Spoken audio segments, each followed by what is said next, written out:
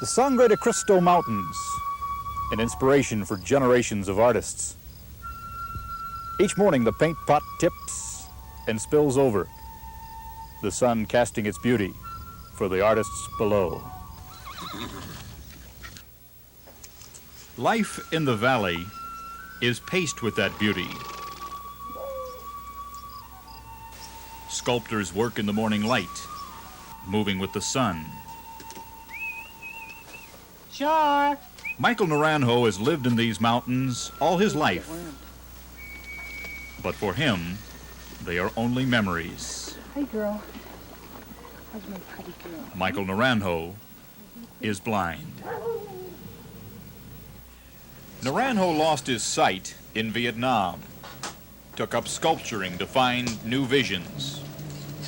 Now he is creating a 12-foot, 4,000-pound statue, all from touch. I was sitting in the living room one day and saw this gray shadow moving across in front of me. It was my mind's eye that was looking at it, and suddenly it formed as it moved across, and it was an eagle dancer. And when I looked at it close, then it disappeared. But I had, at that time, seen it so that I could bring it back to my mind's eye. The sculptures he makes are vivid shadows of his Indian heritage. Naranjo grew up in the pueblos that line the valley. His life on the reservation left an enormous wealth of memory. In the 11 years of his blindness, he has cast 40 bronze sculptures. They are my children. I struggled with them in thought, in their creation, and suddenly it's very strong within. It has to come out. You just sit there. We're going to just work a little bit longer.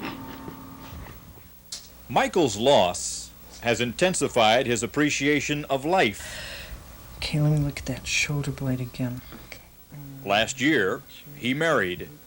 His wife, Lori, is his model and his eyes. I'm happy. I'm very happy with my work. My life is full because of sculpture.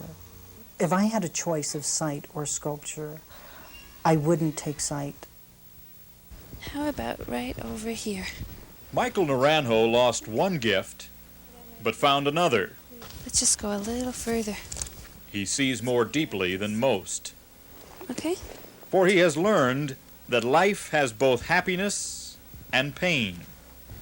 Look what we found. You must have one to know the other. Peace. For today, Bob Dotson, NBC News, in the Sangre de Cristo Mountains of New Mexico.